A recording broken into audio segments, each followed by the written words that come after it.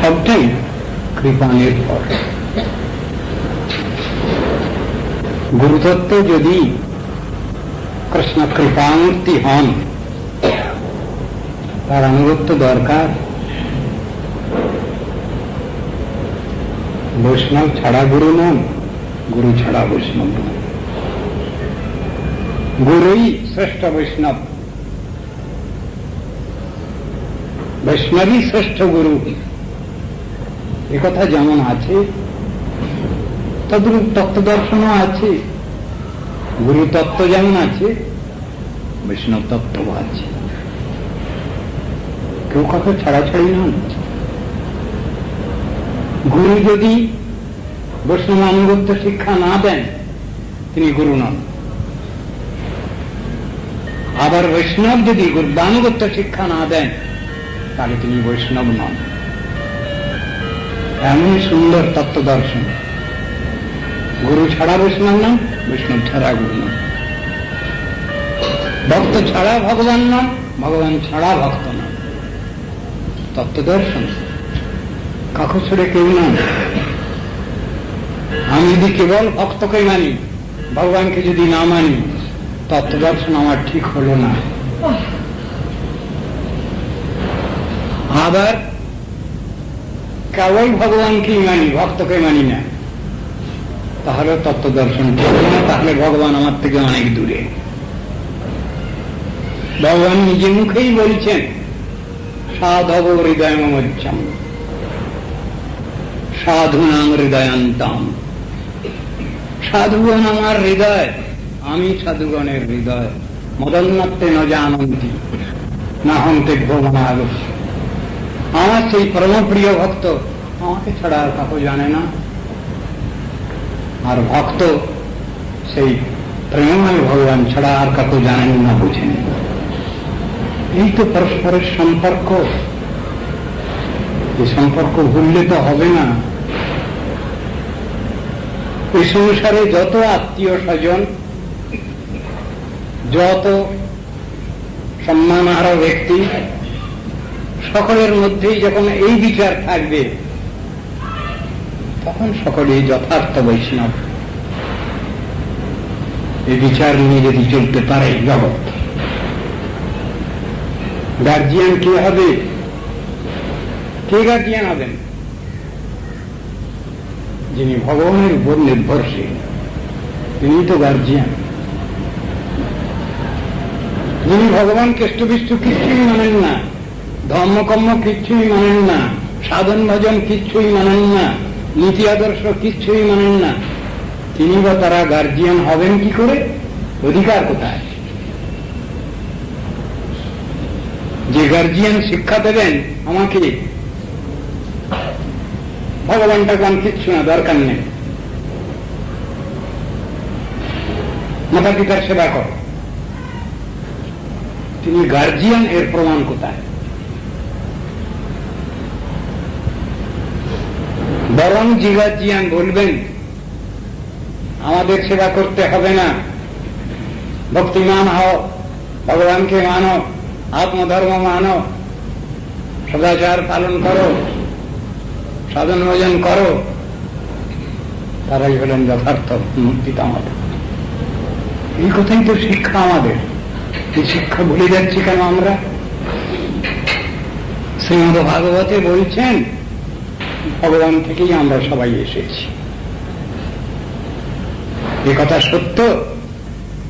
তার কর্তব্য নির্ণয় করা আছে, সেখানে কর্তব্য সেখানে নির্মিত হয়েছে। আসন বর্ণাস্ত্রযস্য গৃহ্ণত অনুযুগন্তনু, যেমন বলা আছে ভগবানের আবির্ভাবের কথা, তিনি ভগবান থেকে যে অনন্ত বিশ্ব সৃষ্ট হয়েছে, অনন্ত জীবাত্মা, শ্রেষ্ঠ সৃষ্টি মনুষ্য গোষ্ঠী, তাদের কর্তব্য নির্ণয় করা আছে। মুখবাহুরূপাদিভ্য পুরুষশ্রমীশ চত্তারো যোগিরে বর্ণা গুণৈর্বিপ্রাদয় পৃথক জয়েশান পুরুষম সাক্ষাৎ আত্মপ্রভবমীশ্বরম না ভজন্তি অবজানন্তি স্থানাভ্রষ্টা পতন্তত। ভগবান থেকে আমরা যে এসেছি, মূল মালিক তিনি, আমাদের তো কর্তব্য রয়েছে। সেই কর্তব্য সম্পাদন যদি আমরা না করতে পারছি, তাহলে বলছেন স্থানাদ ভ্রষ্টা পতন তথা। কে কে? চারি বর্ণী চারি আশ্রমী, ব্রাহ্মণ ক্ষত্রিয় বৈশ্য শূদ্র এবং ব্রহ্মচারী গৃহস্থ মানবপ্রস্থ সন্ন্যাসী। এই 4-4-8 দুর্দশা সেই কথা তো শিক্ষা দিচ্ছেন। চৈতন্য চরিতামৃতকার ভাগবতের এই শ্লোকের সুন্দর পায়ার ব্যাখ্যা করেছেন। চারি বর্ণাশ্রমী যদি কৃষ্ণ নাহি ভজি, সকর্ম করিতে তারা রৌরবে বড়ি মজি বলে দিচ্ছেন।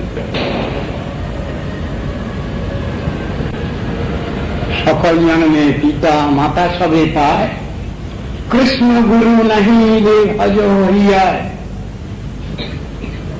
মা বাপ তো সব জীবনেই পাওয়া যাচ্ছে, মনুষ্য জীবনেও পাওয়া যাচ্ছে, ইতর জন্মেও পাওয়া যাচ্ছে, মনুষ্যতর কুলেও। কৃষ্ণ গুরু নাহি মিলে ভজ হইয়ায়। তাহলে কে মা বাপ? সেই সে পরম বন্ধু, সেই পিতা মাতা, শ্রীকৃষ্ণ চরণে যেই প্রেম ভক্তি দাতা। এই শ্রীকৃষ্ণ চরণে প্রেম ভক্তি দাতা যে মাতা পিতা, আমাকে যারা হরি ভজনে এগিয়ে দিচ্ছেন, সাধন ভজনে প্রণীত করছেন, তাদের থেকে তো শ্রেষ্ঠ পিতা মাতা আর কাউকে পাচ্ছি না খুঁজে। জগতের পিতা কৃষ্ণ। কে তিনি? যে না ভজে বাপ, সকল বাপের বাপ, জগতের পিতা কৃষ্ণ। পিতৃদ্রোহী পাতকীর জন্মে জন্মে পাপ। তো সেই পরমপিতা যে ভগবান, যাকে বাদ দিয়ে আমরা আদৌ চলতে পারি না, জীবন পথে অগ্রসর হতে পারি না, সেই পরমপিতার সেবা করাই আমাদের সর্বোপরি ধর্ম। সেটা শাস্ত্রে লেখা আছে, বুঝানো আছে। কৃষ্ণ ভজিবার তরে সংসারে আইনু, নিচে মায়াবদ্ধ হয়ে বৃক্ষ সম হইনু। 10 বার তো বলছি মুখে, কিন্তু সেই চিন্তাটা আমার ভিতরে সাক্ষাৎ ভাবে জাগরুক হচ্ছে কি করে? মনে প্রাণে সে কথাটা যদি আমি বুঝি, তাহলে তো কই ঈশ্বর ভজন, ভগবত ভজন, হরিভজন তো আমি ছাড়তে পারি না। ওইটাকে নিয়েই তো আমাকে চলতে হবে। এ সংসারে এসেছি, আমার পরে অনেক কর্তব্য দায়িত্ব এসেছে, ভালো কথা, আমি সব কর্তব্য দায়িত্ব পালন করব। কিন্তু মূলকে বাদ দিয়ে কি, মূল নীতি আদর্শকে বাদ দিয়ে কি করব? কি খেতে হবে। শরীর একটা রয়েছে দগ্ধোদর, উদর প্রত্যেক দিন আমাকে কিছু আহার করতেই হবে। মনটা আছে, তাকে কিছু খাবার দিতে হবে।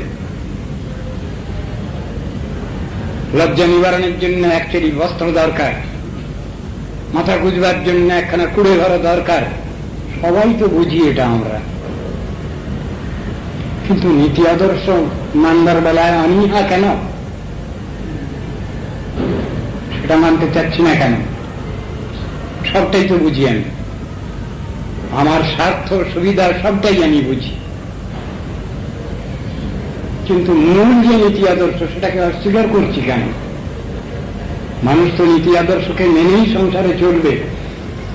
এটা যদি কেউ অস্বীকার করে, তাকে তো মানুষ বলা হবে না, তাকে তো মানুষ বলে গ্রহণ করা হয়নি, মানব বলে স্বীকৃতি দেওয়া হয়নি। ঠিক ঠিক মানুষ একজনকে যারা মূল নীতি আদর্শ পালন করে সংসারে কর্তব্য কর্ম করে যাচ্ছেন, তাদেরকে মানুষ বলা হয়। মানুষা কল্পতরুভ্যশ্চ কৃপা সিন্ধুভ্যৈব চ পতিতানাং পাবনেভ্যো বৈষ্ণবেভ্যো নমো নমঃ। তিমিরান্ধস্য জ্ঞানাঞ্জনশলাকয়া চক্ষুरुन्मीलितं येन तस्मै श्रीगुरवे नमः। मूकं करोति वाचालं पुंगुं लङ्घयति गिरिं यत्कृपातमहं वन्दे श्रीगुरुं।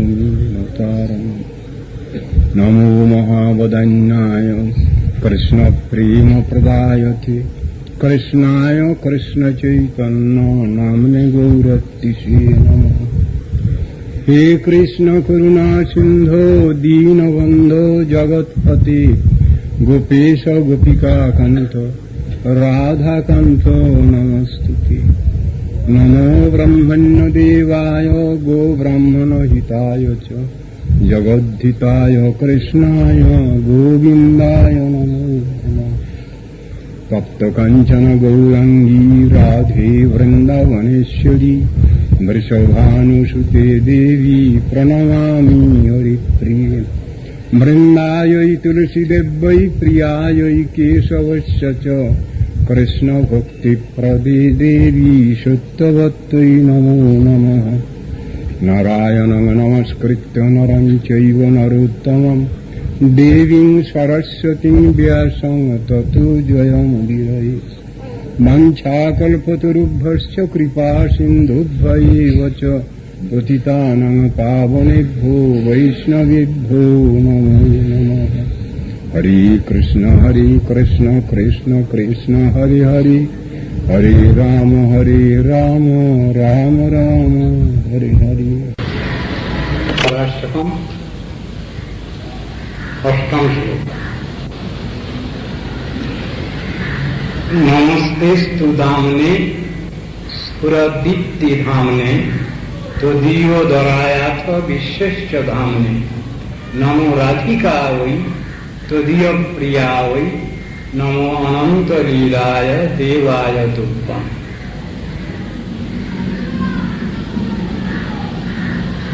हे दामोदर, আপনার উদরবন্ধন মহারজ্জুকে নমস্কার। নিখিল ব্রহ্মতেজের আশ্রয় ও চরাচর বিশ্বের আধার স্বরূপ আপনার উদরকেও নমস্কার। আপনার প্রিয়তমা রাধিকাকে এবং আপনার অলৌকিক লীলাবিলাসকে আমি নমস্কার করি।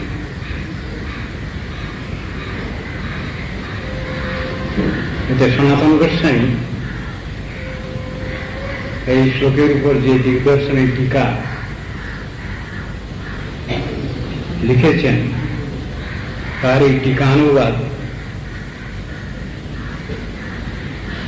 এই প্রকার স্তুতি সমাপন মুখে নিজের প্রার্থিত বিষয়ে সিদ্ধির নিমিত্ত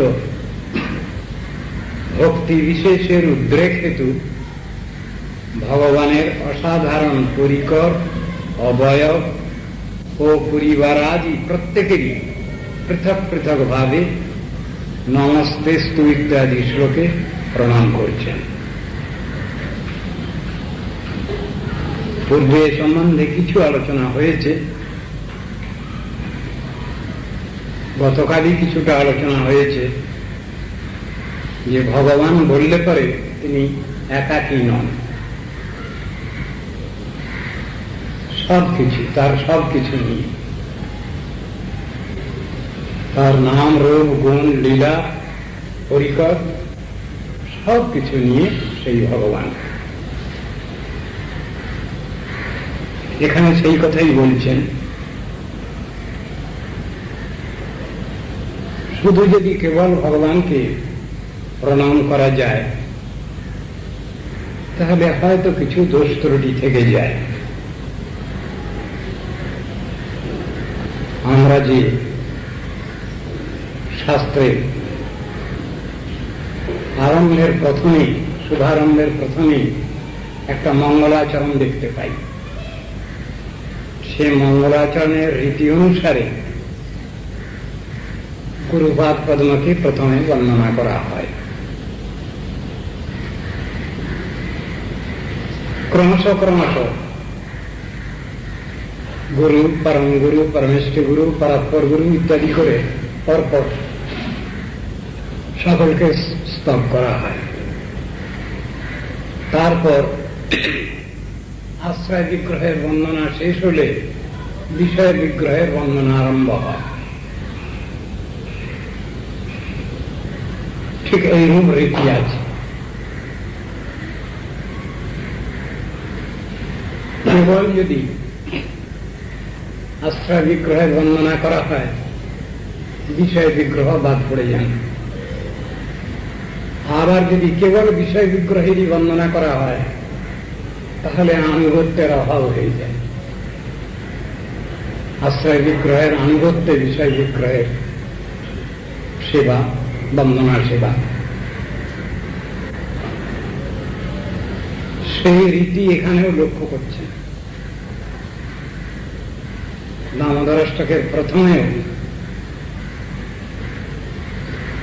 সেই রূপ আরম্ভ, শুভারম্ভ রয়েছে। আবার যখন শেষ করতে যাচ্ছেন তখনও তার মধ্যেও আবার বন্দনা রয়েছে। হরিনাম করব আমরা, তার একটা রীতি আছে। তার শুভারম্ভ করব, তার পূর্বে কিছু মঙ্গলাচরণের রীতি আছে। আদা বন্ধে চ মধ্যে চ হরি সর্বত্র গীয়তে। যে কোনো অনুষ্ঠানের প্রথমেই ভগবানের নাম উচ্চারণ করতে হবে। হরিগুরু বৈষ্ণব তিনের স্মরণ, তিনের স্মরণ হয় বিঘ্ন বিনাশন সর্ববাঞ্ছিত পূরণ। হরিকে বাদ দিয়ে গুরু বৈষ্ণব নন, গুরু বৈষ্ণবকে বাদ দিয়ে শ্রীহরি নন। অর্থাৎ আশ্রয় বিগ্রহ, বিষয় বিগ্রহ উভয়কে রীতি অনুসারে, শিষ্টাচার অনুসারে এইরূপ বন্দনা করবার রীতি আছে।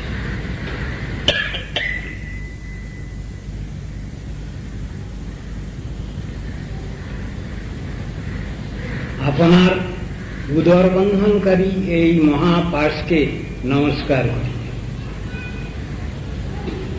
কিছুটা আলোচনা হয়েছে কাল। ভগবান এবং ভগবানের বিভিন্ন অঙ্গ প্রত্যঙ্গ, প্রতি অঙ্গ প্রত্যঙ্গকেও প্রণাম করা হচ্ছে, বন্দনা করা হচ্ছে। আছে রীতি। যখন কোনো কিছু অসুবিধা হয়ে যাচ্ছে বালগোপালের, দামোদর কৃষ্ণের, মা যশোদা, তিনি শুনেছেন, জেনেছেন তার ছেলে স্বয়ং ভগবান। জানা থাকা সত্ত্বেও, শোনা সত্ত্বেও তিনি তার ছেলেকে ভগবান বলে মেনে নিতে পারছেন না। যদি মেনে নেন তাহলে সেখানে ঐশ্বর্যের আধিক্য প্রমাণিত হয়।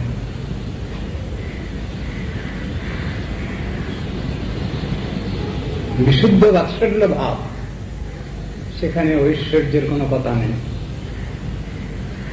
তাই তিনি তার ছেলে যে স্বয়ং ভগবান মেনে নিতে পারেন না।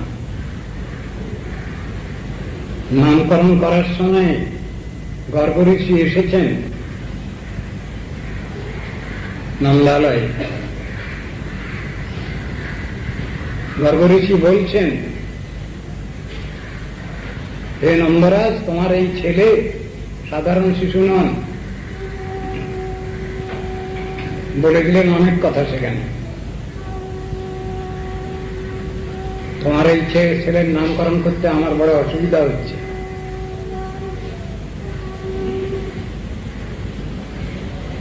বড়দেবের নামকরণ করতে গিয়ে, শঙ্কর্ষণের নামকরণ করতে গিয়ে অসুবিধা হয়নি, কিন্তু যখনই তোমার এই ছেলের নামকরণ করতে যাচ্ছি আমি খুব মুশকিলে পড়ে যাচ্ছি। কি নামকরণ করা হবে? যত যত নাম আমি মনে করছি সব নামগুলো চাপা পড়ে যাচ্ছে। কিসে চাপা পড়ছে? একটা নাম, তোমার এই পুত্র অনন্ত লীল। কিন্তু যত কিছু আমি মনে করছি বা ধ্যানে যা পাচ্ছি, এক কৃষ্ণ নামই সব চাপা পড়ে যাচ্ছে। আমি নতুন কি নাম রাখবো? তোমার এই পুত্র এ সংসারে, জগৎ সংসারে সব থেকে প্রাচীন ব্যক্তি, বৃদ্ধ, অতি বৃদ্ধ, বৃদ্ধাতি বৃদ্ধ, তোমার এই পুত্র। তুমি এর নামকরণ করতে বলছ, কি করে আমি এর নামকরণ করব? তোমার এই ছেলে পূর্বে বহুবার এসেছে এই জগতে। আসন বর্ণাস্ত্রয় ঝস্য গৃহত অনুযুগমতনু শুক্র রক্ত স্থাপিত ইদানীং কৃষ্ণতাঙ্গত। তোমার এই ছেলে সত্যযুগে ব্রহ্মচারী বেশে তপস্যা মূর্তিতে নিয়ে এসেছেন, রক্তমূর্তিতে যজ্ঞ মূর্তিতে ইনি ত্রেতাযুগে এসেছেন। তোমার এই পুত্রই পীতরূপে পীত গৌররূপে আবির্ভূত হবেন ইদানীং কৃষ্ণতাঙ্গত। এখন উনি কৃষ্ণমূর্তিতে এসেছেন।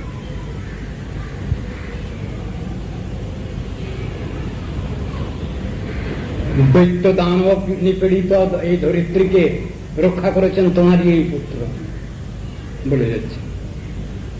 একে সাধারণ শিশু মনে করো না।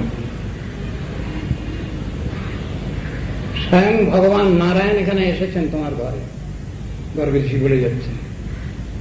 একে খুব আদর যত্ন করবে, লালন পালন পোষণ করবে, খুব আদর যত্ন। কিন্তু এত বলা সত্ত্বেও যখনই ছেলে অন্যায় করছে কিছু, মা যশোদার হাতে লাঠি উঠে যাচ্ছে।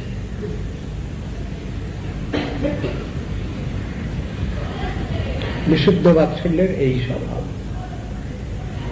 সেখানে ঐশ্বর্যের কোন স্থান নেই।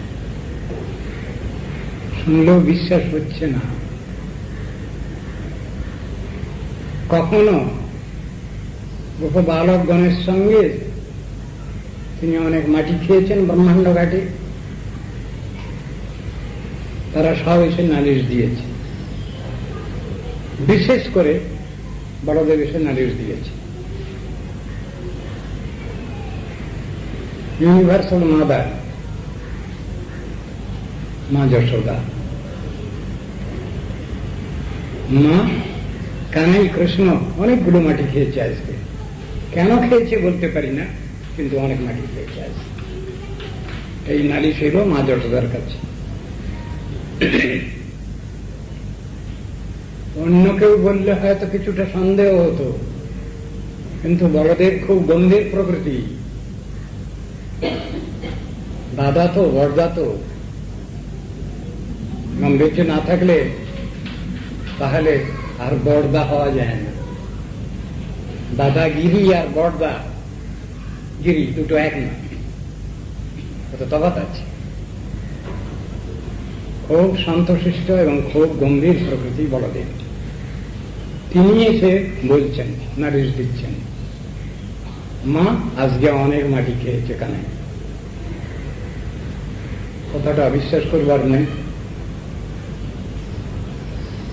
মা যশোদা বলছেন, হ্যাঁ রে কানাই, বলাই কি কথা বলছে তোর সম্বন্ধে? তুই অনেক মাটি গিলেছিস নাকি আজকে? তুই কি বাড়িতে খেতে পাস না? তোকে কি খেতে দেওয়া হয় না?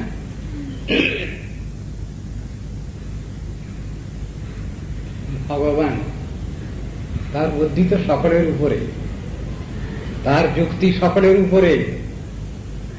সকল প্রশ্নের উত্তর তিনি দিতে পারেন, দিয়ে রেখেছেন শাস্ত্রগ্রন্থে। আর সাক্ষাৎ ভাবে এখন মা প্রশ্ন করে বসছেন, কি করবেন? তো সবই জানা আছে। বলে দিলেন, দেখো মা, ওরা তো বলছে বুঝলাম, কিন্তু আমি যদি মাটি খেয়েছি কোনো চিহ্ন তো কিছু থাকবে। দেখো আমার মুখটা দেখো, হা করি, হা হা করার সঙ্গে সঙ্গেই মা যশোদা অবাক হয়ে গেলেন, অভিভূত হয়ে পড়লেন। আমার এই বাচ্চার মুখে একই দেখি, সব বিশ্ব ব্রহ্মাণ্ড সব সে গোপালের মুখের মধ্যে। আশ্চর্য লাগে, আয়নায় যেমন আমরা নিজেদের প্রতিমূর্তি দেখি, মা যশোদা নিজেকেও দেখলেন তার মুখের মধ্যে। নন্দ মহারাজকে দেখলেন, মা যশোদা নিজেও তার মুখের মধ্যে দেখলেন। অনন্ত বিশ্ব ব্রহ্মাণ্ড সব। ভেলকি ভোজবাজি লেগে গেছে। কি করলেন? তাড়াতাড়ি ডাকো ডাকো, মামন পুরুষ দেখো। শিশুর সব রক্ষাবন্ধন করতে হবে। তারা এসে সব মন্ত্র পড়ছেন। নারায়ণ গোপালের মস্তক রক্ষা করুন, হস্ত রক্ষা করুন, সে সব প্রতি অঙ্গ উল্লেখ করে করে তারা রক্ষাবন্ধন করছেন। ব্যাপারটা কি?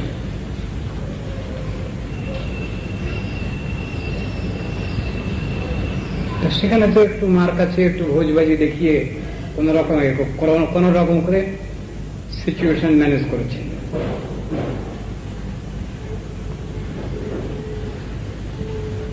যে ঘটনা ঘটেছে,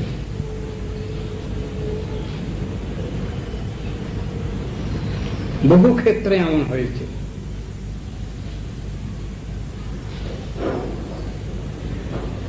তার সব যুক্তি জানা আছে, সব তত্ত্ব সিদ্ধান্ত জানা আছে। তার যে ক্ষমতা আছে, সে ক্ষমতার দ্বারা মা হাতে লাঠি নিয়েও তাকে মারতে পারছেন না। সব জানা আছে, আর্ট সব জানা আছে। কান্না শুরু করেছে, চোখে পানি গড়াচ্ছে না, কিন্তু রগড়ে রগড়ে মা যশোদে কাজল দিয়ে দিয়েছিলেন চোখে, আর একটু জলের সঙ্গে মিশিয়ে বেশ খুব সুন্দর চেহারা হয়ে গেছে, কালো ভূত চেহারা হয়ে গেছে। ওই কান্নাকাটির ভাব দেখেই ভয়ে ভীত মা যশোদা লাঠি ফেলে দিয়েছে, জ্যেষ্ঠী ফেলে দিয়ে, কানতে হবে না তোকে। কিন্তু তোকে বাঁধবো, তুই এত দুষ্ট হয়েছিস।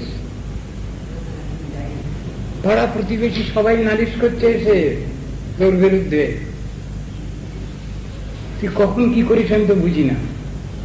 তুই ভোরবেলায় গিয়ে পাড়ার লোকের ঘরে গিয়ে ছানা মাখন চুরি করে খাস, তারা নালিশ দেয়। যে ঘরে কিছু পায় না সে ঘরে বাচ্চা ছেলেগুলো শুয়ে থাকে, তাদের মধ্যে চিমটি কেটে কাঁদিয়ে দিয়ে আসে।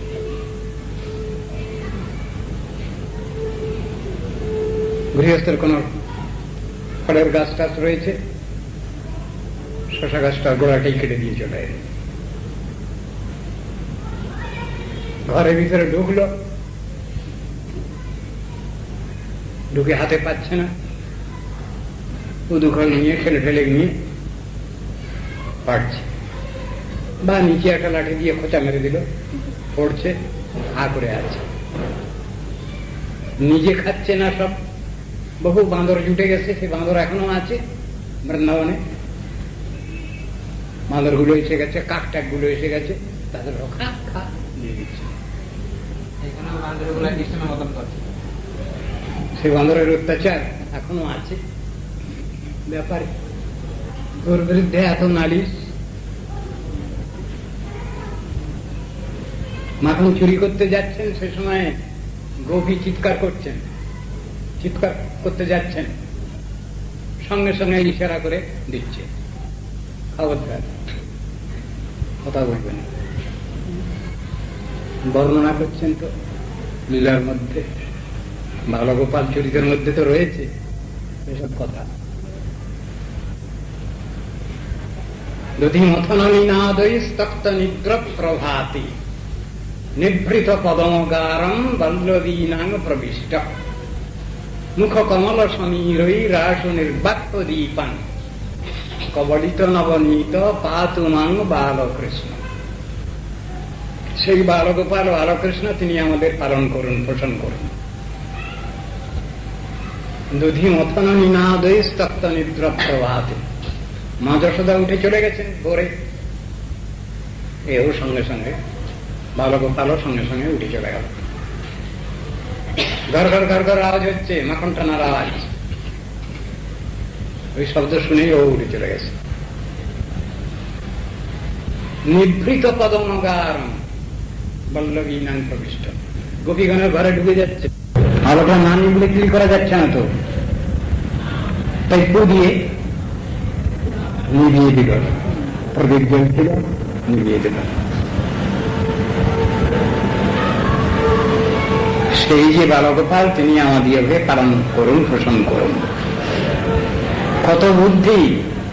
গয়নাগুলো তো গায়ে রয়েছে, শব্দ হবে চলতে গেলে, টুংটাং টুংটাং শব্দ হবে, সেগুলোকে সব চেপে ধরেছে। সদ্যে পানো নিয়মিত রবং কিং কিং দামোদরিত্বা, ওগুলো আওয়াজ হবে, সেগুলো সবগুলোকে চেপে ধরে রেখেছে। কুবজি ভূয় প্রপদগতিভেদ মন্নাং মন্নাং বিহস্য, খুঁজো হয়ে ঢুকছে। দরজা, ছোট ছোট দরজা, তো সে তো নিজে একই তো বাচ্চা, তারপরে দরজাগুলো এত ছোট ওঠে, খুঁজো হয়ে ঢুকছে। প্রপদগতিভেদ মন্নাং মন্নাং বিহস্য, খুব আস্তে আস্তে চুরি করতে যাচ্ছে। তো হাসিটা কেন? চুরি করতে যাচ্ছে, যদি ধরা পড়ে গিয়ে মুশকিল হয়ে যেত, সে এক ভয় আছে। অগ্নৌর ভঙ্গা বিহসিত মুখী বারয়ন সম্মুখী না, ইশারা করে দিচ্ছে চোখে, খবরদার। আঙুল দিয়ে দেখে দিচ্ছে, খবরদার, চিৎকার করবে না। অগ্নৌর ভঙ্গা বিহসিত মুখী বারয়ন সম্মুখী নাম, মাতু পশ্চাৎ হরত হরি জাতু হইয়ঙ্গবীনাম। ওখান থেকে চুরি করে খেয়ে এসেছে, আগুন টাগুন সব খেয়ে এসে চুরি করে। কিছুক্ষণের মধ্যেই মা যশোদা যখনই স্নান সেরে চলে এসছেন ভোরবেলা, ব্যাস তার পিছন পিছন ঘুরছে। এ ছেলে কখন এসব দুষ্টুমি করে?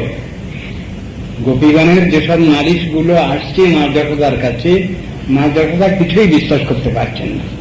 আমার ছেলে তো আমার কাছেই তো শুয়ে থাকে,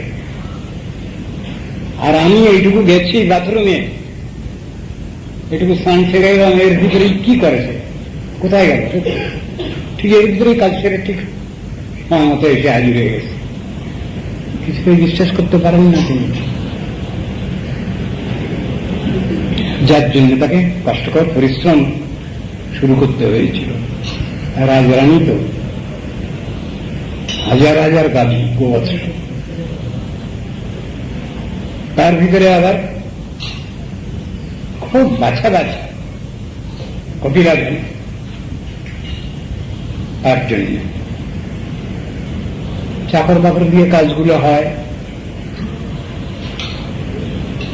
তিনি ভাবলেন, এই তো চাকর ঝিচেখানে দিয়ে কাজ করি, কড়াইদের দিয়ে, এরা বোধহয় ভালো করে যত্ন করে বোধহয় করে না, এসব মাখন টাখন খুব যত্ন করে তৈরি করে না, সেই জন্য বোধহয় আমার গোপাল বাড়িতে খায় না, ওই বাড়ি লোকের বাড়ি বাড়ি চুরি করে বেড়ায়। তাই মা যশোদা এই কষ্টকর পরিশ্রম করতে বসেছেন।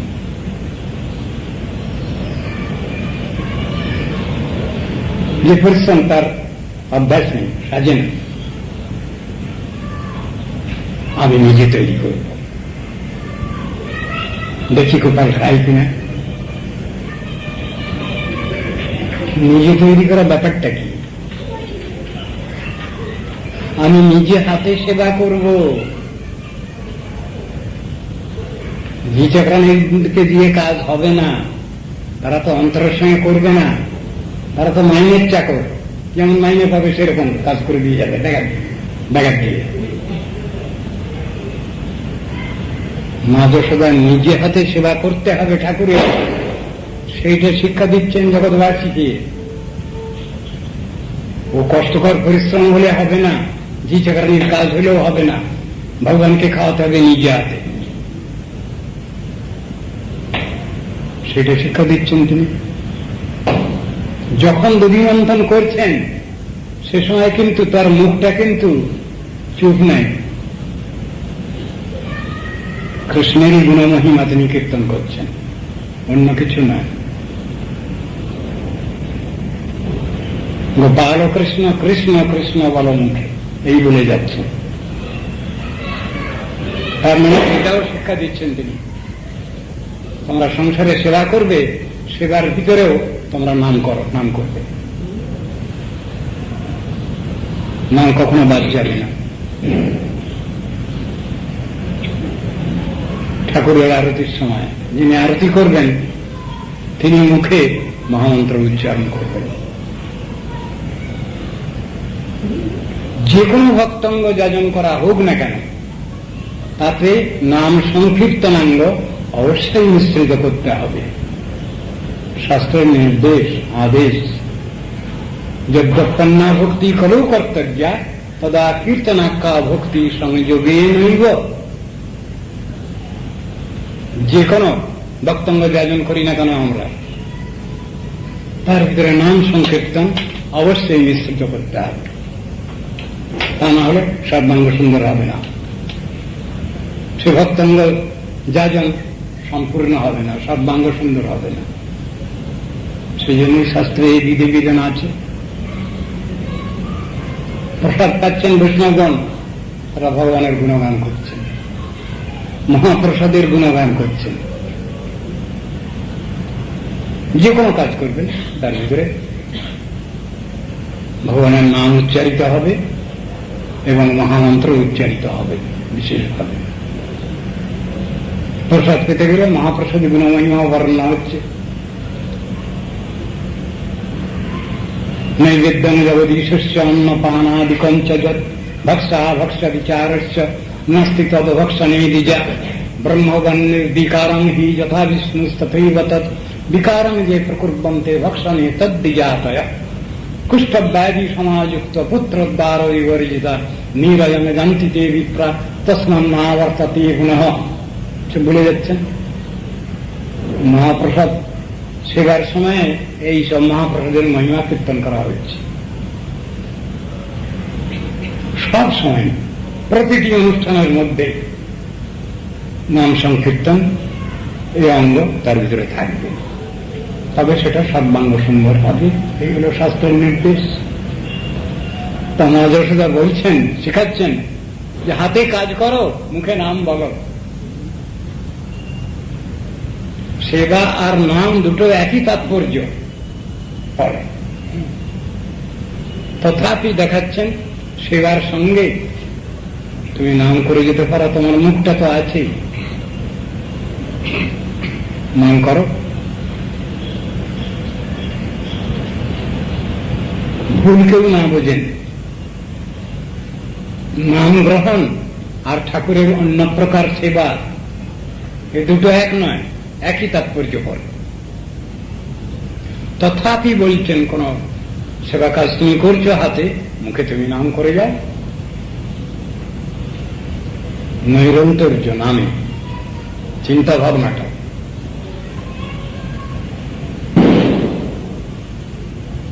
শিক্ষা দেওয়া রয়েছে। তো সেই ভগবান তিনি সর্বত্র একইভাবে যে তার লীলা প্রকাশ করছেন তা নয়। কাল আমরা আলোচনা করেছি যে ভগবান থেকে যে ইন্দ্রিয় বৃত্তি আমরা পেয়েছি সেটা ভগবৎ সেবা নিযুক্ত করার নামই হল ভক্তি। ঋষিকেন ঋষিকেশ সেবানাম ভক্তির উচ্চতে। আর ভগবান উপরওয়ালা মালিক, তার থেকে ইন্দ্রিয় বৃত্তি আমরা পেয়েছি, কিন্তু আমাদের ইন্দ্রিয় বৃত্তির এক একটা এক এক রকম ধরনের ক্রিয়াশীল, এক এক রকম ভাবে। কিন্তু ভগবানের যে ইন্দ্রিয় বৃত্তি, ভগবানের যে হাত পা চোখ কান নাক মুখ যা কিছু, এই সবগুলোরই এমনই বৈশিষ্ট্য, এক অঙ্গের দ্বারা তিনি অন্য অঙ্গের পারপাস সার্ভ করতে পারেন বলা আছে। সে সম্বন্ধে উদাহরণও দেওয়া হয়েছে। ভগবান কিছু জীবজন্তু জনাদের মধ্যে এমন কিছু ক্ষমতা দিয়ে রেখেছেন যেটা মানুষের নাই, এমন কিছু অলৌকিক ক্ষমতা দিয়ে রেখেছেন।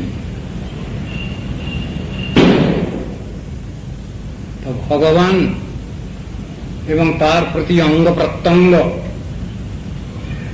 সবটারই বৈশিষ্ট্য আছে, যে বৈশিষ্ট্য সাধারণ মানুষ পারে না রক্ষা করতে। শ্রীমদ্ ভাগবত আলোচনা করছি আমরা। দেখছি শাস্ত্রে শ্রীমদ্ ভাগবতের মহিমা কীর্তন করছেন। আবার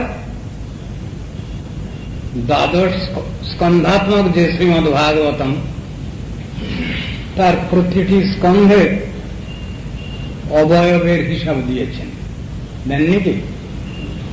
পাদ, প্রথম, দ্বিতীয়, তৃতীয়, তুর্য, কথিত, যদুরু, এসব বলে যাচ্ছেন সব। নাভিস্ততা কি পঞ্চমৈব ষষ্ঠ ভুজান্তরম দুর্যুজোড়ং তথান্ন কণ্ঠস্থু রাজন নবম যদিও মুখারবিন্দম দশম প্রফুল্লম একাদশ জ্যেষ্ঠ ললাট পট্টম শিরোপি দ্বাদশ এব ভাতি। সমাধিদি এবং এই যে সব স্তব করা হচ্ছে ভাগবতের, তার প্রতি অঙ্গ প্রত্যঙ্গে, এটা কল্পনা নয়, এটা কাল্পনিক ব্যাপার নয়, আর অঙ্গ প্রত্যঙ্গ।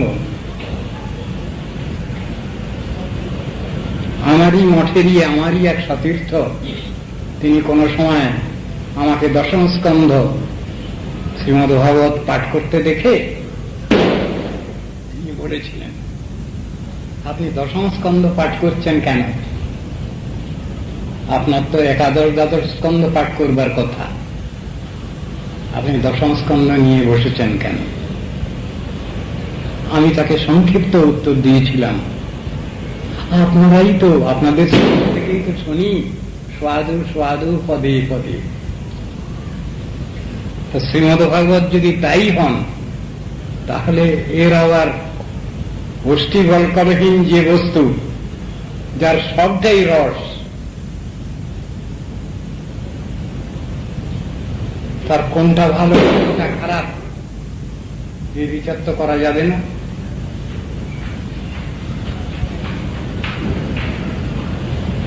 সেখানে দশম স্কন্ধ কমা হবে আর একাদশ দ্বাদশ শ্রেষ্ঠ হবে, এমন কি প্রাকৃত বিচার আমরা করব ভাগবত সম্বন্ধে?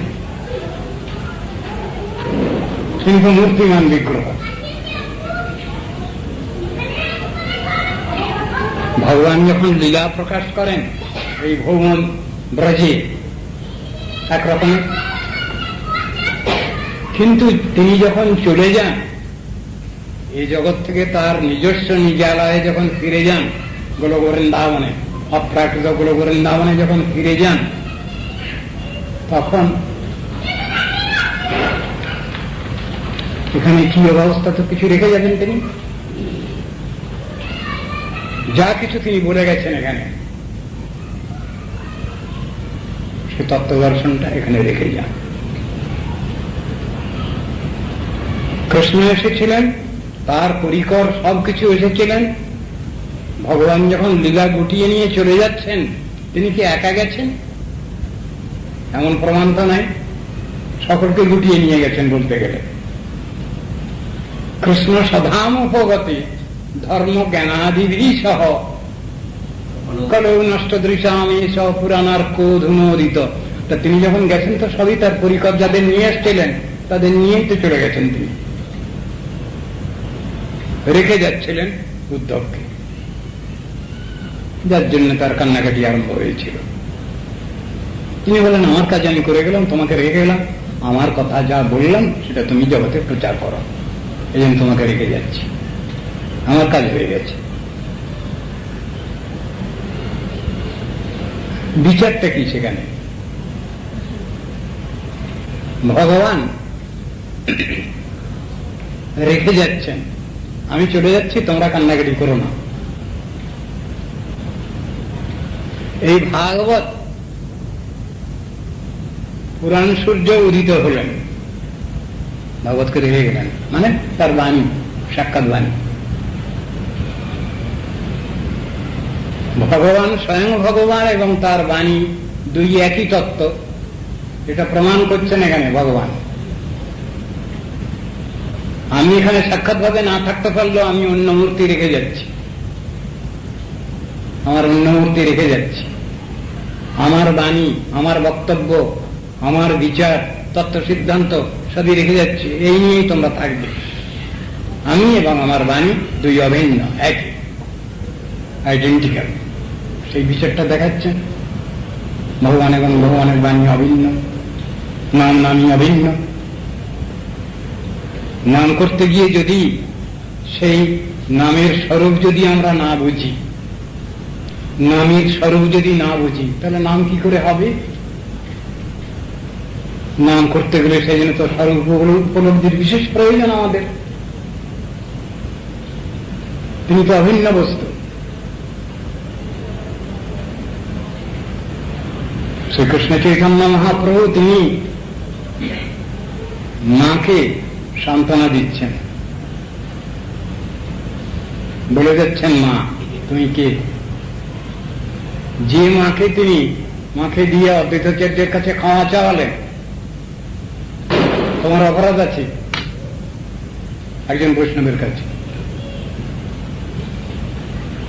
মাকে দিয়ে অপরাধ স্মরণ করাচ্ছেন। কে মা? জগতের সাধারণ মা নন, জগতের সাধারণ কর্মফলবাধ্য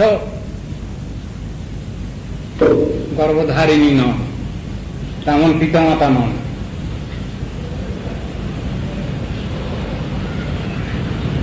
তাই নীতি আদর্শ দেখাচ্ছেন তিনি, অখিল লোক শিক্ষক ত্রিলোকগুরু,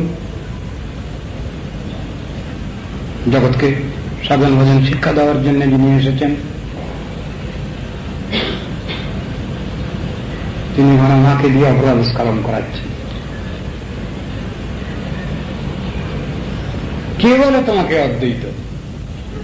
তোমার তো দ্বৈত বুদ্ধি। এটা বলে ফেলেছিলেন কখনো মা সচিমা, অদ্বৈতকে বলেছেন। কেন? তুমি এমনই দেখা পড়াইদের শিখালে, এমনই শাস্ত্র অধ্যয়ন করালে যে আমার ছেলে সব সাধু সন্ন্যাসী হয়ে চলে যাচ্ছে। ওই কথা বলে ফেলেছিলেন বলে মাকে দিয়ে লৌকিকভাবে অপরাধ স্মরণ করান। আবার তিনি যাকে মা বলে স্বীকার করেছেন, তিনি যে সে ব্যক্তি নন, সাধারণ নারী নন, আর পিতা সাধারণ পুরুষ নন, সেটা তো তিনি জগৎকে জানিয়েছেন। ভাগবতে তো তার মহিমাই রয়েছে। অহো ভাগ্যম অহো ভাগ্যম নন্দ গৌপ ব্রজৌকশম জন্মিত্রং পরমানন্দম পূর্ণ ব্রহ্ম সনাতনম। নন্দ কিমকরত ব্রহ্মণ শ্রেয়ৈব মহোদয়ম যশোদা বা মহাভাগা পভৌজস্তনং হরি। ভয়ঙ্কর ব্যাপার তো। নন্দ যশোমতীর গুণগান করছেন, তারা যে সৌভাগ্য পেয়েছেন, যে অধিকার পেয়েছেন, জগতের মানুষ পায়নি। এমন অসাধারণ ব্যক্তিত্বকেই পিতামাতা বলে মেনে নিয়েছেন, যার জন্য রঘুপতি উপাধ্যায় বলছেন, শ্রুতিমপরে স্মৃতিমিতরে ভারতমন্যে ভজন্তু ভবভীতা। ভবভীত মানবগণ, তারা কেউ শ্রুতির উপাসনা করছেন, কেউ স্মৃতির উপাসনা করছেন, আমি কিন্তু তা করব না। রঘুপতি উপাধ্যায় কি বলছেন? অমিয় নন্দমন্দে যস্যালিন্দে পরম ব্রহ্ম। আমি নন্দ যশোমতীকে বন্দনা করি, আমি তো কৃষ্ণকে চিনি না। কৃষ্ণকে, ভগবানকে আমি তো চিনি না, জানি না। তাকে জানতে গেলে, বুঝতে গেলে, তার তত্ত্বস্বরূপ উপলব্ধি করতে গেলে নন্দ যশোমতীকেই আশ্রয় করছি আমি গুরু রূপে। সেখানে কৃষ্ণের বন্দনা করলেন না, নন্দ যশোমতীর বন্দনা করছে। তত্ত্ব দর্শনে গেলে বুঝতে হবে সব এগুলো। চৈতন্য মহাপ্রভু সেখানে সচিমাকে বলছেন, তুমি তো সাধারণ নারী নও, আমি যে তোমাকে মাতৃত্বে বরণ করেছি, তুমি তো সাধারণ নও। ওকে বলছেন, আরো 2 জন্ম মোর সংকীর্তনারম্ভে, হইব তোমার পুত্র আমি অবিলম্বে। মোর অর্চা মূর্তি মাতা তুমি সে ধরণী, জিহ্বা রূপা তুমি মাতা নামের জননী। কি বললেন কথাটা?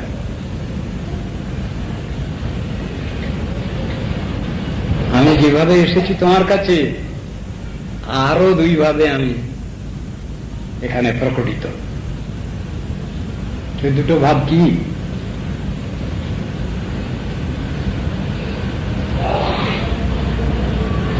মোর অর্চামূর্তি মাতা তুমি সে ধরণী। এক, আমি অর্চামূর্তি রূপে থাকবো, আছি। জিহ্বা রূপা তুমি মাতা নামের জননী। আর এক হলো নাম বিগ্রহ রূপে,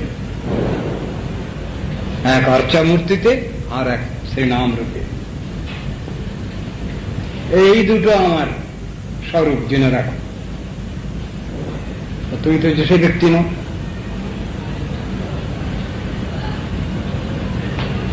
সব জিনিসেরই তাৎপর্য আছে। নাম বিগ্রহ স্বরূপ এক রূপ বলছেন, তফাৎ নাই। মায়াবাদীকে গালাগালি দিচ্ছেন, সমালোচনা করছেন চৈতন্য মহাপ্রভু। কাশিতে পড়ায় বেটা প্রকাশানন্দ, সেই বেটা করে মোর অঙ্গ খণ্ড খণ্ড। বাখা নয় দেব বেটা বিগ্রহ না মানে, সর্ব অঙ্গে কুষ্ঠ কইলু তবু নাহি জানে। মানছে না। মায়াবাদী বিগ্রহকে বলছে প্রাকৃত জড়, নামকে বলছে জড়, অপরাধী। মায়াবাদী কৃষ্ণে অপরাধী। তত্ত্ব বিরোধ করছে, তত্ত্ব সিদ্ধান্ত বিরোধ করছে সে, সেজন্য কথা এসেছে। পাশাপাশি রেখে সবটা তো বিচার করতে হবে। স্বয়ং ভগবান, স্বয়ংরূপ ভগবান, তাঁর শ্রীমূর্তি, তাঁর শ্রীনাম একই বস্তু। তার প্রতি অঙ্গ প্রত্যঙ্গ প্রত্যেকটি সচ্চিদানন্দ ময়। এই কথাটাই শিক্ষা দেওয়া হচ্ছে। আনন্দময় অভ্যাস, এই সূত্রেতে আনন্দের অভ্যাস, এই কথাটা শঙ্করাচার্য বলতে চেয়েছেন শারীরিক ভাষ্যে। ময় শব্দটাকে তিনি চাপা দিয়ে রাখতে চাচ্ছেন। তিনি বলতে চাচ্ছেন আনন্দের অভ্যাস, কিন্তু কথাটা তো তা নয়। ব্রহ্মসূত্র যে মূল সূত্র, সেটা হলো আনন্দময় অভ্যাস। আনন্দময় যে বস্তু, সচ্চিদানন্দময় যে বিগ্রহ, তার সম্বন্ধে অনুশীলন।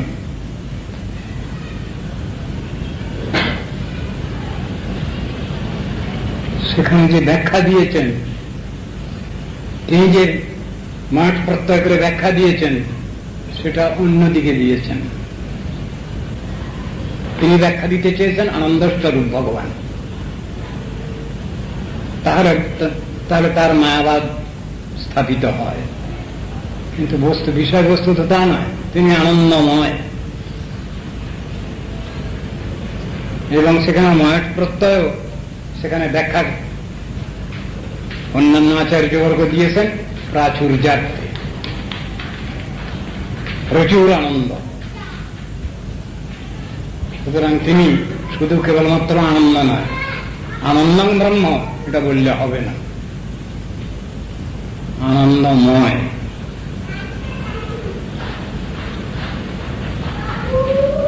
পরবর্তীকালে মধ্যাচার্য, রামানুজাচার্য এরা ব্যাখ্যা দিয়েছেন যে তিনি আনন্দ মাত্র নন, তিনি আনন্দময় বস্তু। তার স্বরূপটাই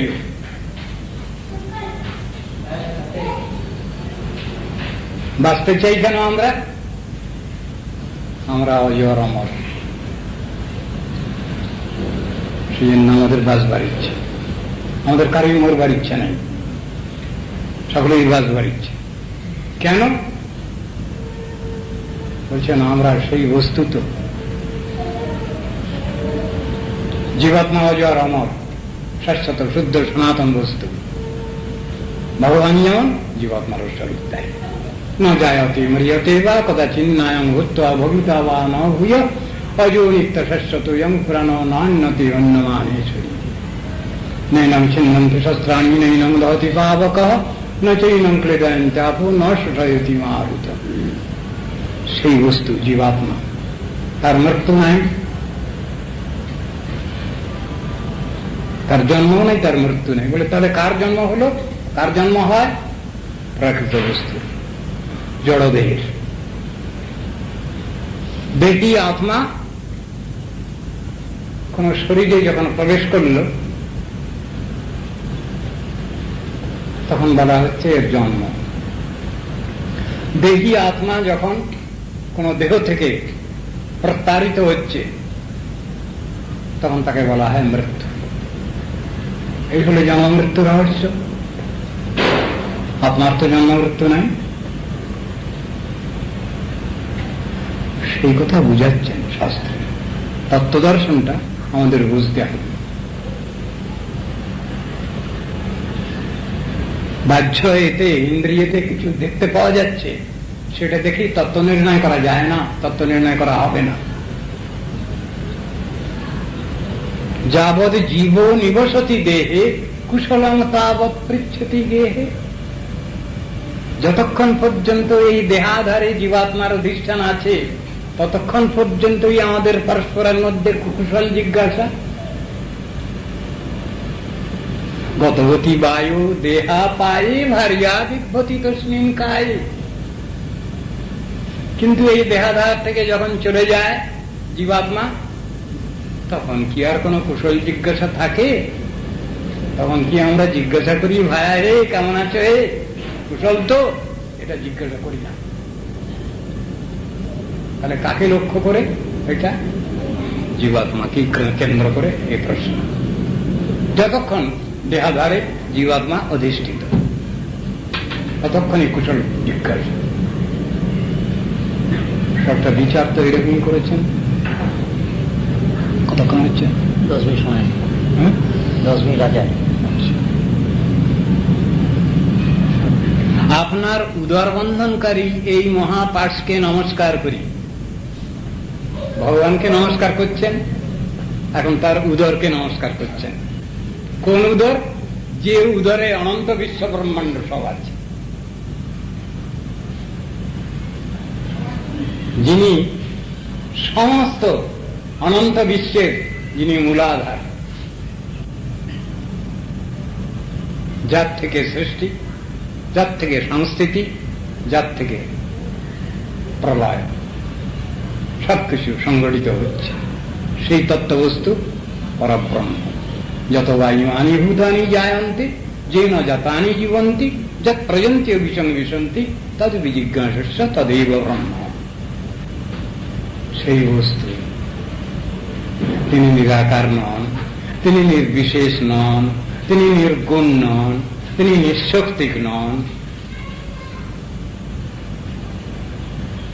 সবটাই পজিটিভ সাইডে তার সব আছে।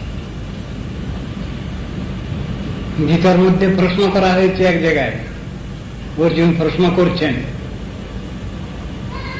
সগুণ নির্গুণ নিয়ে প্রশ্নটা এসেছে। প্রশ্নের উত্তরটা সেখানে কি দিয়েছেন? কৃষ্ণ বলছেন, দেখো এটা প্রাকৃত কোনো ব্যাপার নয়। ভগবানকে যদি শুধু নিরাকার নির্বিশেষ নির্গুণ নিঃশক্তিক বলো তাহলে ভগবানের গুণপনা ব্যাখ্যা হয় না, ওটা একটা নেগেটিভ সাইড। কিন্তু তিনি পজিটিভ সাইডেই আছেন। চৈতন্য চরিতামৃতে সেরকম প্রমাণ পাচ্ছি আমরা। কোথায়? প্রায় বলিয়া সবিশেষমেব, যেখানে বলছেন, যে শ্লোকের মধ্যে বলছেন বিচার যোগে সতিহন্ত দাসম প্রায় বলিয়া সবিশেষমেব।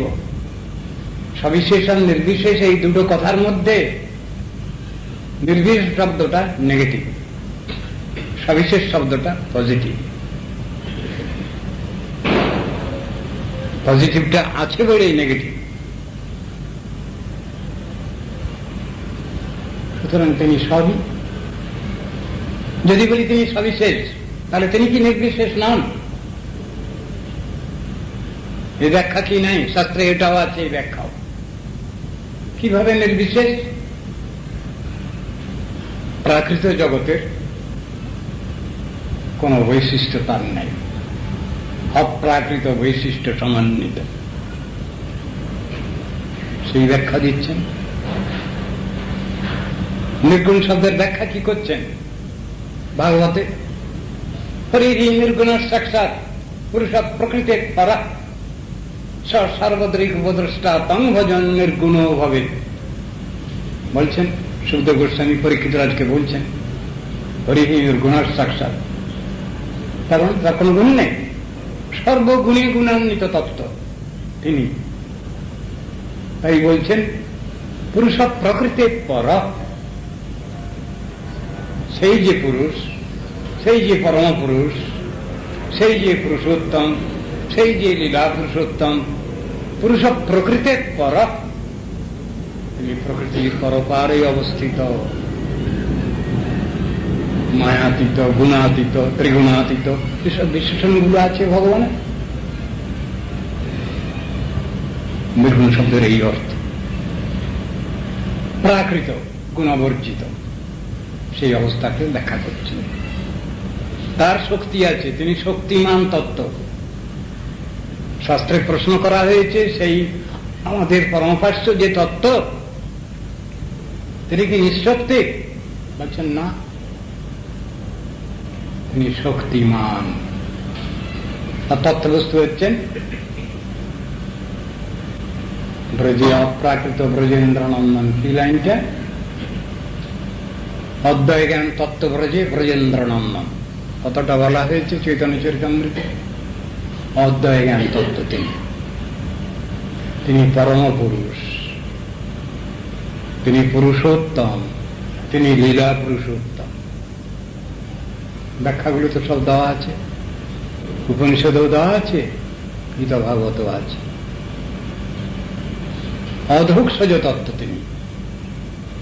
আমাদের এই যে ইন্দ্রিয় বৃত্তি, এই ইন্দ্রিয় বৃত্তির দ্বারা সেই তত্ত্ববস্তুকে আমরা বুঝে উঠতে পারি না, জেনে উঠতে পারি না, সেই ব্যাখ্যা দেওয়া হচ্ছে।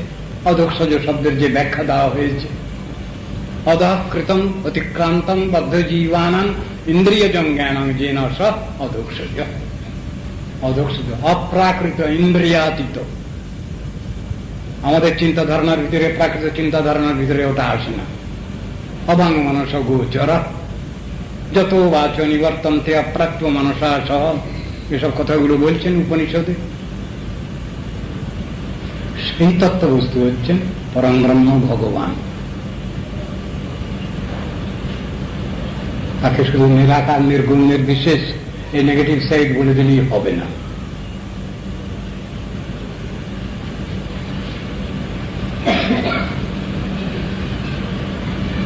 এই মহাপাশটি কি প্রকার? শোভমান তেজসমূহের আশ্রয় বা আধার স্বরূপ। কাল একটু ব্যাখ্যা করা হয়েছে। সন্ন্যাস গ্রহণ করেন সন্ন্যাসীগণ, ত্রিদণ্ডী সন্ন্যাসী জ্যোতি, তাদের আছে ডোর কৌপিন আছে। কি ডোর কৌপিনটা? কি? অনন্তরূপী ডোর, লজ্জা রূপা কৌপিন।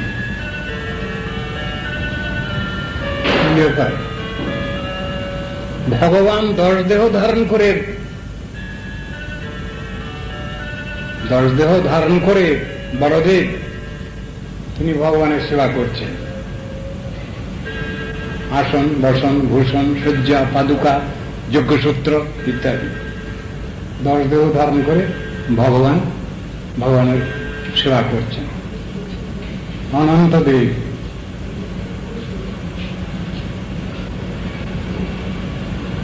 মন্ত্র রয়েছে, পূজার মন্ত্র। জগন্নাথ দেবকে স্নান করানো হচ্ছে, নতুন বিগ্রহ প্রতিষ্ঠা হয়, তোমার তাকে স্নান করানো হচ্ছে, অভিষেক করা হচ্ছে পুরুষ সূক্ত মন্ত্র পড়ে।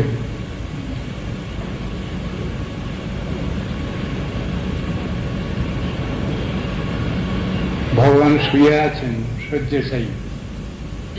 কিসের উপরে? মহাসমুদ্রে। মহাসমুদ্রে শয়ন করে আছেন ভগবান। কার উপরে? অনন্তনাগের উপরে। শেষশায়ী শঙ্কর্ষণ, অবতারী নারায়ণ, নারায়ণেরও অবতারী, যার অংশা কলাতে গণন, যার লীলা লাবণ্য ধাম, আগম নিগম গান, সেই রাম রহিণী নন্দন। বলছেন তো শেষশায়ী শঙ্কর্ষণ। তিনি কার পরে শুয়ে আছেন, শয়ন করে আছেন? সহস্র শীর্ষা পুরুষ, সহস্রাক্ষর সহস্রপাত, এই যে সব মন্ত্র রয়েছে। শেষশায়ী, কারণার্ধিশায়ী, গর্ভোদকশায়ী, ক্ষীরার্ধিশায়ী, শুয়ে থাকা লোক। নারায়ণ মানে কি? এখানে নর শব্দতে ব্যাখ্যা করেছেন বিষ্ণু নারায়ণ। তারই অঙ্গজাত যে কর্ম, তার নাম কারণবায়ী। তাতে যার অয়ন মানে স্বয়ং, তিনি হলেন নারায়ণ। এই তো নারায়ণ শব্দের ব্যাখ্যা দিয়েছেন। তো এরা তো সব শেষশায়ী বিষ্ণু, কারণ অবদিশায়ী, গর্ভদশায়ী, ক্ষীরদশায়ী, ক্ষীরার্ধিশায়ী বিষ্ণু। দেবতাগণ গিয়ে প্রার্থনা করছেন ক্ষীর সমুদ্রের তীরে, আর এগিয়ে যাননি, যেতে পারেননি। ক্ষীর সমুদ্রের তীরে যাওয়া পর্যন্ত তাদের অধিকার। সেইখানে গিয়ে ক্ষীরদশায়ী বিষ্ণুর কাছে স্তব করছেন গিয়ে। শান্তাকারং ভুজগশয়নং পদ্মনাভং সুরেশম বিশ্বাধারং গগন সদৃশম মেঘবর্ণম শুভাঙ্গম লক্ষ্মীকান্তম কমলনয়নং যোগীর ধ্যানগম্যম বন্দে বিষ্ণু ভবভয়হরং সর্বলোকৈকনাথম। এইগুলো প্রণাম করছেন। ভাগবতে প্রণাম করছেন দেবতাগণ, ব্রহ্মাদি দেবতাগণ। কৃষ্ণের জন্মের পূর্বে গর্ভস্তুতি করছেন। কি বলছেন সেখানে? সত্যব্রতম সত্য পরম ত্রিসত্যম সত্যস্য যোনিম নিহিতং চ সত্যে সত্যস্য সত্যম ঋত সত্য নেত্রম সত্যাত্মকং ত্বাং শরণং প্রপন্ন। হে সত্যাত্মক ভগবান, তোমাকে প্রপন্ন হই আমরা। দেবকীর গর্ভস্তুতি করছেন। ব্যাপার কি? ক্ষীর সমুদ্রের তীর পর্যন্ত ওরা গেছেন, ওই পর্যন্ত ওদের দৌড়। সেইখানে খবরাখবর সব হচ্ছে পরপর, তত্ত্বদর্শন ক্রমশ ক্রমশ। ক্ষীরার্ধিশায়ী বিষ্ণুর কাছে জানাচ্ছেন, গর্ভদশায়ী জেনে যাচ্ছেন, কারণার্ধিশায়ী জেনে যাচ্ছেন, মহাসংকর্ষণ জেনে যাচ্ছেন, মূল সংকর্ষণ জেনে যাচ্ছেন। মূল মালিক সেখানে এসেছেন, যাদের প্রায় আসা হয় না, প্রায় আসতে হয় না, এদের দিয়ে কাজ করেন ভগবান।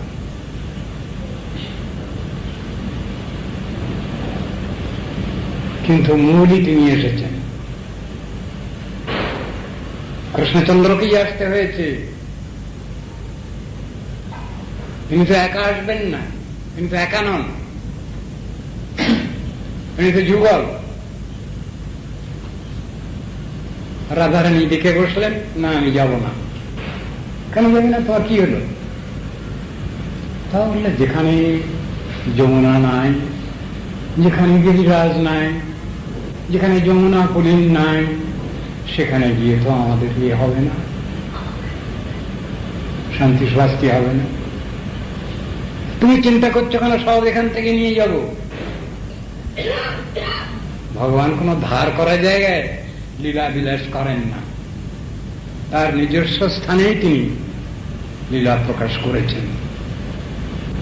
শাস্ত্রে বর্ণনা আছে, গর্ভ সংহিতায় দেখবেন আপনারা, সুন্দরভাবে বর্ণনা আছে। বেদনাগ ক্রোশভূমি সধাম্ন স্ত্রী হরিশ্বয়ম প্রেষয়ামাস ভূপতি। 84 ক্রোশ ভূমি অপ্রাকৃত বৃন্দাবন থেকে, অপ্রাকৃত ব্রজ থেকে তিনি এখানে ভূমিতে এখানে প্রকাশ করলেন, ওখান থেকে নিয়ে এলেন, সেইখানেই ভগবান লীলা বিলাস করেছেন। সুতরাং প্রাকৃত কোনো ব্যাপার নয়। শাস্ত্রে বুঝানো আছে, ব্রহ্ম সংহিতা আলোচনা করুন, দেখবেন তার ভিতরে গোকুল সম্বন্ধে এবং গোলক সম্বন্ধে খুব সুন্দর বিচার দেওয়া আছে। ব্রহ্মা বর্ণনা করছেন, সেখানে দুটো বিষয় আছে, গোলকে গোকুল দর্শন এবং গোকুলে গোলক দর্শন। এসব বিচারগুলো গৌড়ীয় বৈষ্ণবগণ ছাড়া অন্য কেউ জানেন না, বোঝেন। কাকে বলে গোকুলে গোলক দর্শন আর গোলকে গোকুল দর্শন, সাধারণ মানুষ বুঝবে না, খুব কঠিন তত্ত্ব সিদ্ধান্ত। এগুলো সব বর্ণনা আছে ব্রহ্ম সংহিতায়। অপ্রাকৃত ব্রজ থেকে, অপ্রাকৃত গোলক থেকে ভগবান এইখানে যে ভূমি প্রকট করেছেন তার নামই হল ভৌম ব্রজ। ভগবান সেখানে লীলা করছেন। তত্ত্বদর্শন হল চিন্ময়, তার লীলাও চিন্ময়ী। যিনি যে বস্তু তার সবটাই সে, তার ধাম, তার সবকিছু নিয়ে তিনি আসছেন। সপার্ষদ সহধাম স্বীয়ধাম সহ অবতরী, কতটা আছে?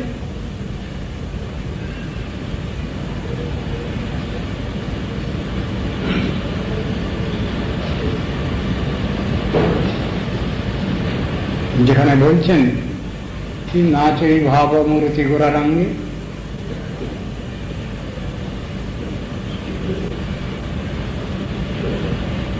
ভগবান তার সমস্ত সবকিছু নিয়েই অবতীর্ণ হন। সুতরাং তিনি একা আসছেন এমন কথা নয়, তার পারিষদ সভাসদ পারিষদ সব কিছু নিয়ে তিনি জগতে এসেছেন। যাওয়ার সময় আবার নিয়ে চলে গেছেন।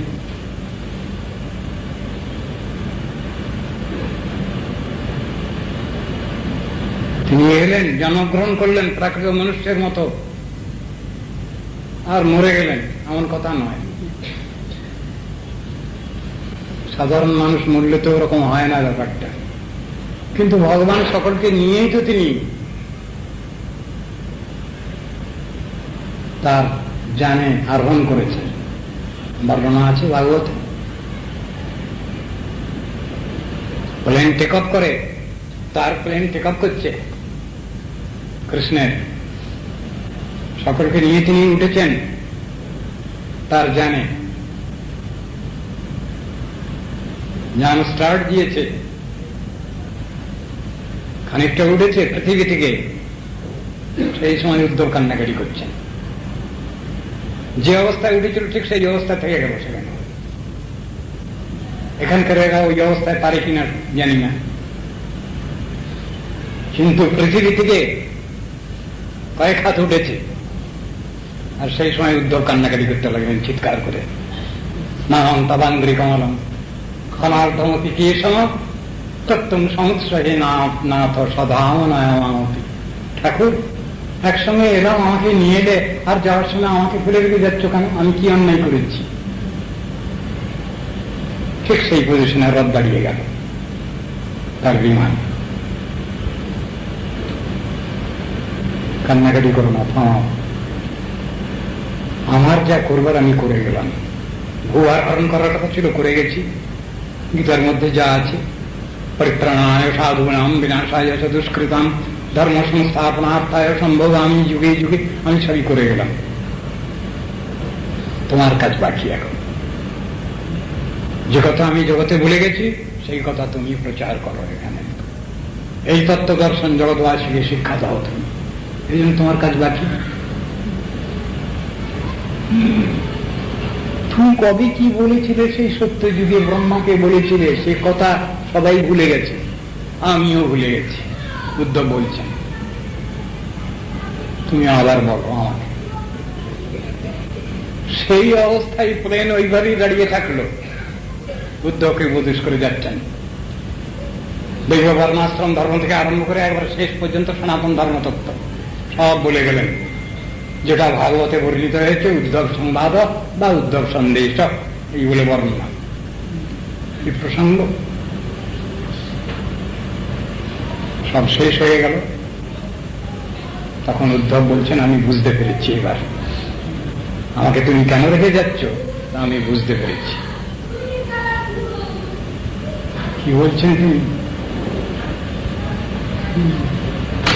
আমি তোমার উচ্ছিষ্ট বুঝি ভৃত্য হয়ে থাকবো এখানে। তবে ভুক্ত সদ্গন্ধ বা অলঙ্কার চর্চিত উচ্ছিষ্ট ভোজিন দাসস্তব মায়ান জয়ী মহি। ওই ভগবানের কাছে পড়া দিচ্ছেন। তখন আমি বুঝতে পেরেছি আমাকে কেন থাকতে হবে, তো বুঝতে পেরেছি আমি সেইভাবেই থাকবো। তোমার বিঘোষাসী ভৃত্য হয়ে আমি তোমারই গুণগান করব এখানে থেকে। কৃষ্ণ বলে দিয়েছেন তোমার সময় হলে তুমি চলে যাবে। তাকে আশ্বস্ত করে গেছে তোমার যখন সময় হবে তুমি চলে যাবে। কখন যাব? ভজিতে ভজিতে সময় আসিলে এ দেহ ছাড়িয়া। ভক্তেরা যখন ইচ্ছা করবেন তখন চলে যাবে। সাধন ভগবানের দ্বারা এটা হবে তো আগে পর্যন্ত।